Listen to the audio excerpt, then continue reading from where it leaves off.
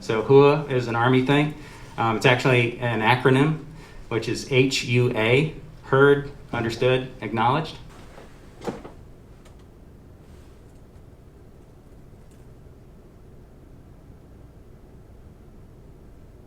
Staff Sergeant Rojas.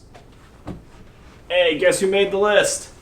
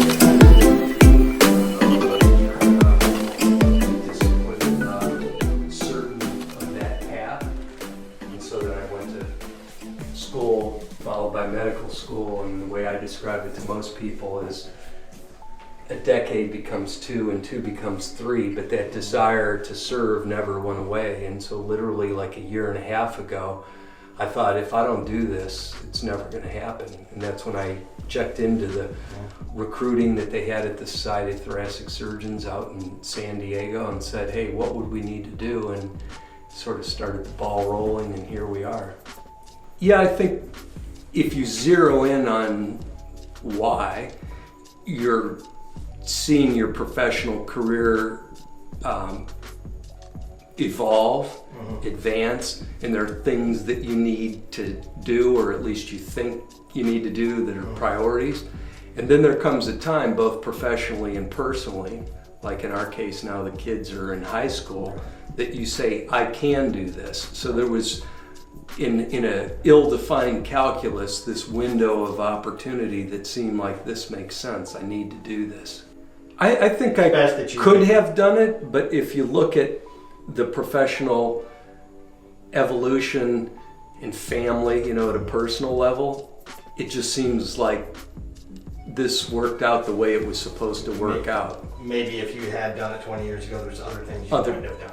That's correct. Yeah, and I again feel incredibly fortunate. If you look at those priorities, clearly your family's really high important. Your importance, your professional life, incredibly important. The one other thing that I've, spent time on and focused on is golf. And to your point of accomplishments, there's certainly an element of I checked that box, I checked that box, I checked that box. One that was not checked was service.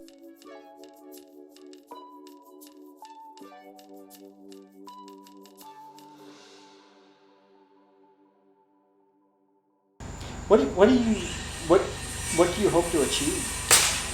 Anything? Might be too personal. No, in fact, in this case, we talked earlier about accomplishments. This is a lot more selfless, transcending self, serving. You tell me where I best fit in, and I'll help you do whatever needs to be done, as opposed to I'm personally trying to accomplish something. Right. Does that make sense? If you asked me to zero in on why I wanted to serve, which is an extension of I'm here to help, very specifically, I would like to serve the young warriors that protect our freedoms, our values. And that's something where I feel like I've got decades of experience in medicine and surgery and critical care. And if I can be of help to the young warriors, then that's where I am in my life. I want to be able to do that. Again, protect us, protect our freedoms. I'm at a stage in my life that I feel like I need to do that. And any opportunity that I have to be able to share with people of the next generation is really important to me. That's one thing I've learned about leadership is the concept of everything you do, everything that you say will be magnified 10,000 times, right? So how do you feel now, heading into tomorrow? Tomorrow's you start a whole new journey. Thrilled in the sense that I'm honored that I have the opportunity. There comes a time in your life where you don't lose a lot of sleep or you don't really get excited about things, but when you do, you notice, like, I didn't sleep quite as well last night as I normally do. The moment today, literally, when it hit me, like, oh, this is a transition, this is a big deal. Two, actually. Coach that I've worked with for about 15 years said, Kevin, this is a big deal and you need to immerse yourself in it, and ceremonies are ceremonies for a reason, and you power yourself through everything. This is a moment you better just really take it all in and relish the fact that your friends and all the people that have helped you get here are there. So that was one. And then later the email of here's what we're going to do tomorrow, and I read through that and thought, wow, I don't remember anything with this level of precision or detail that I've been involved with for quite a while. Good afternoon, everyone. Certainly happy to have you here. This is a really awesome event. We're really looking forward to it. A lot of motivation, ready to go. Ladies and gentlemen, welcome to the commissioning ceremony for Dr. Kevin Lobdell. I'm Aaron Harper with Atrium Health's Military and Veterans Affairs under the Office of Diversity and Inclusion. Today we will host a unique military event. We are very honored to have our President and Chief Executive Officer, Gene Woods, joining us. Sir, we are Atrium Health proud to have you as our leader. Ladies and gentlemen, Gene Woods. Good afternoon, everyone. Thank you for joining us today for what's a very, very special occasion. And I know we have many incredible guests that I'd like to recognize. First, welcome to Dr. Lobdell's family and friends. Great to have you here. Atrium Health Board of Commissioners, Don Williams and Ronnie Wren. Atrium Board Commissioner Emeritus, Felix Sabatis.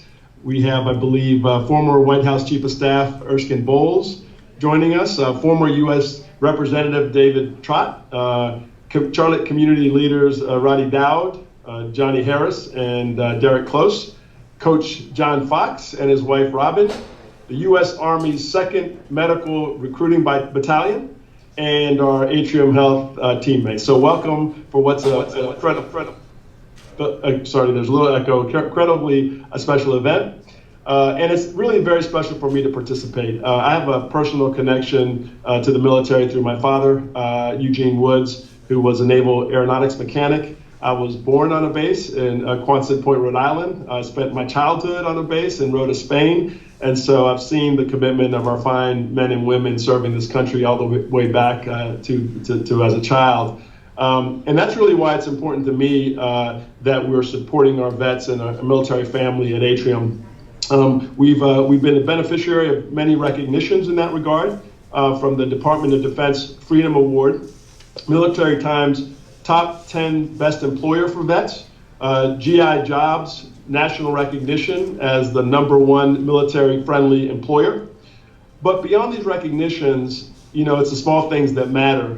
We've sent 285,000 personalized postcards this year to the troops around the world to express our appreciation to them. And, you know, e-cards, e-thank yous are nice, but there's still something about opening up that old-fashioned postcard you get from the U.S. mail. And so we will continue to do that in recognizing our brave men and women throughout the world. We've also distributed nearly 7,000 free masks to the public in partnership with Vets Carolinas and Veterans Bridge Home. We have the #1 and only military training agreement in the entire nation signed with the U.S. Army's Special Operations Command, bringing 40 Army clinicians who are stationed at Carolinas Medical Center for 3 years.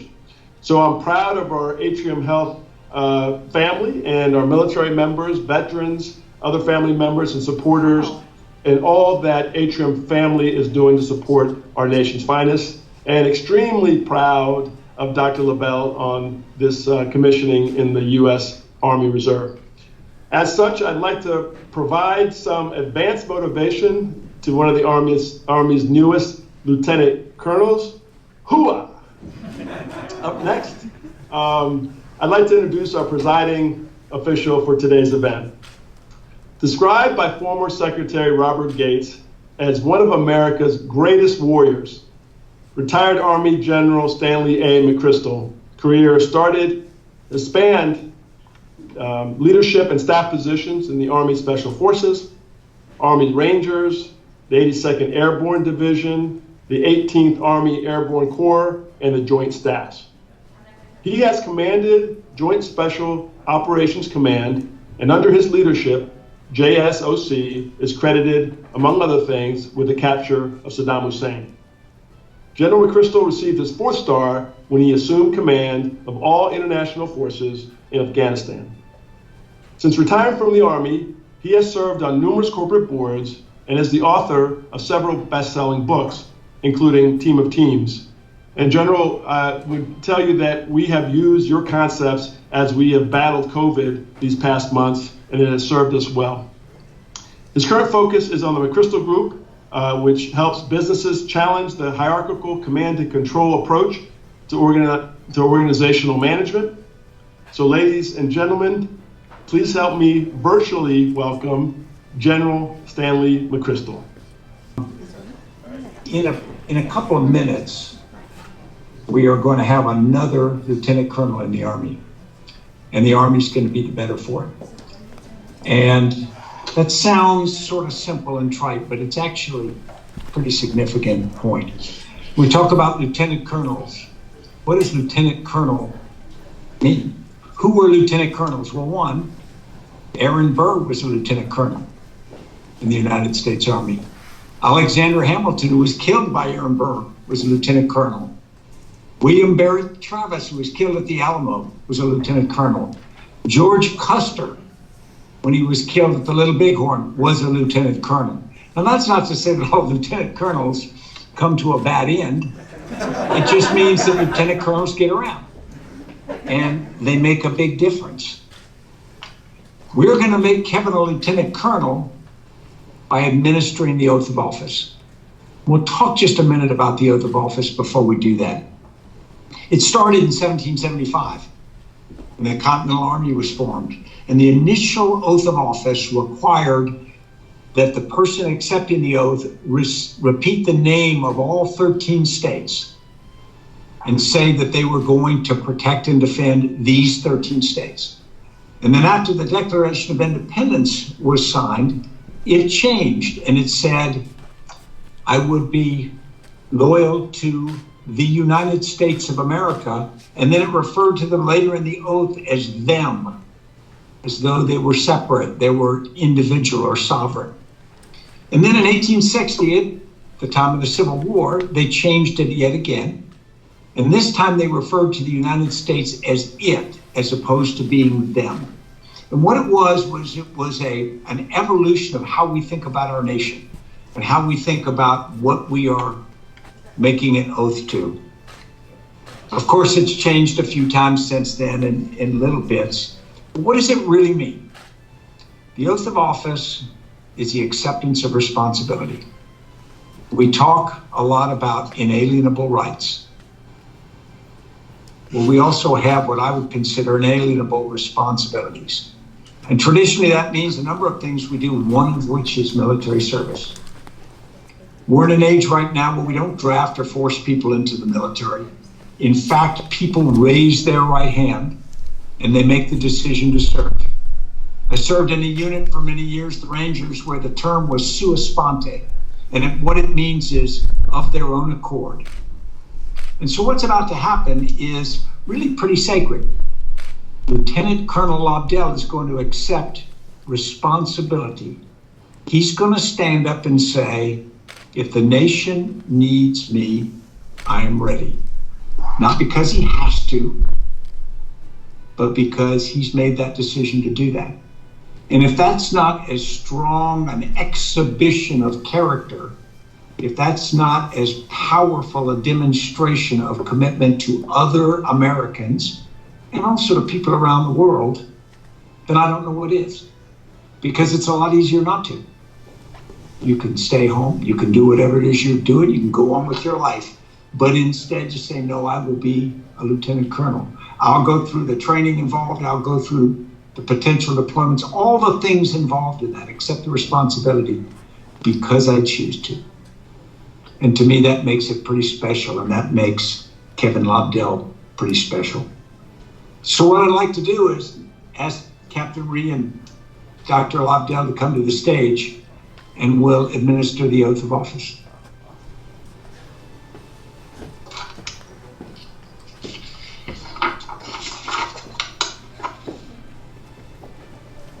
Now, I can't see them up there right now.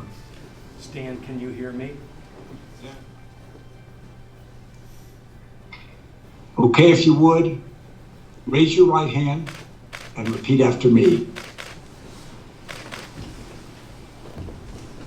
I state your name. Kevin Lobdell, Having been appointed an officer in the Army of the United States, having been appointed an officer in the Army of the United States, as indicated above in the rank of the grade of Lieutenant Colonel, as indicated above in the grade of Lieutenant Colonel, do solemnly swear do solemnly swear that I will support and defend that I will support and defend the Constitution of the United States the Constitution of the United States against all enemies, foreign and domestic, against all enemies, foreign and domestic,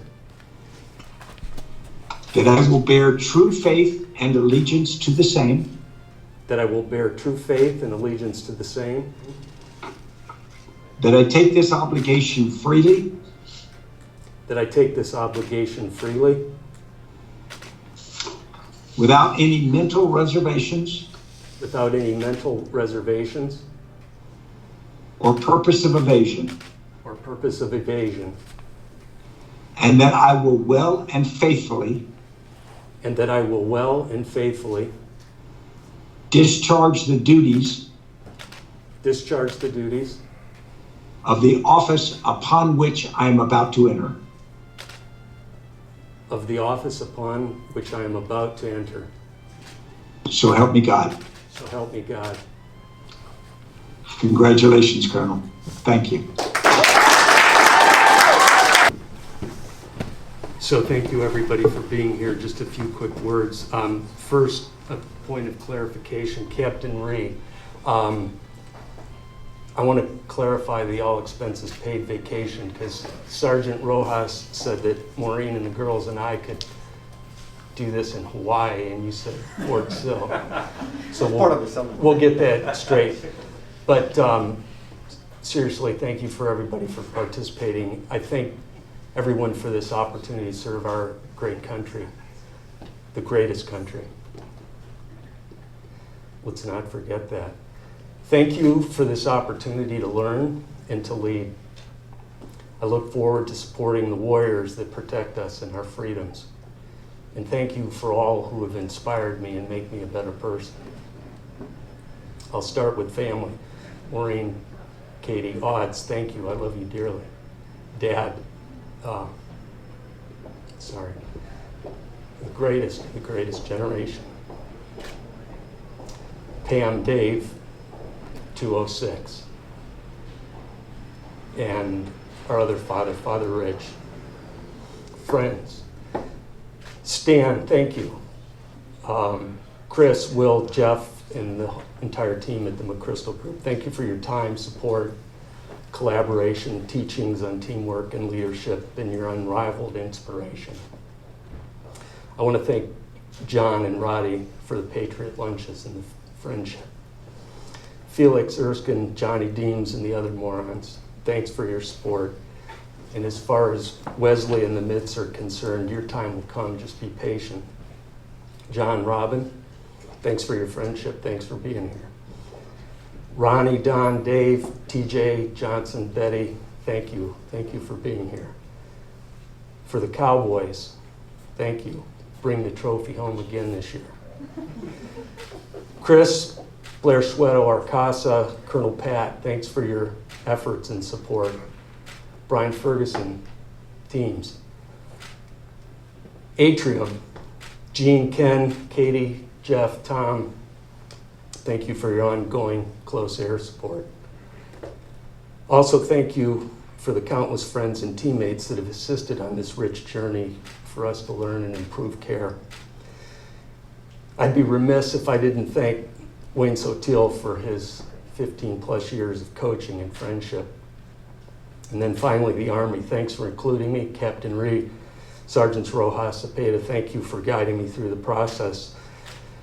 And thank you in advance for helping me with the customs, the wardrobes, and the BTAs. Again, thank you.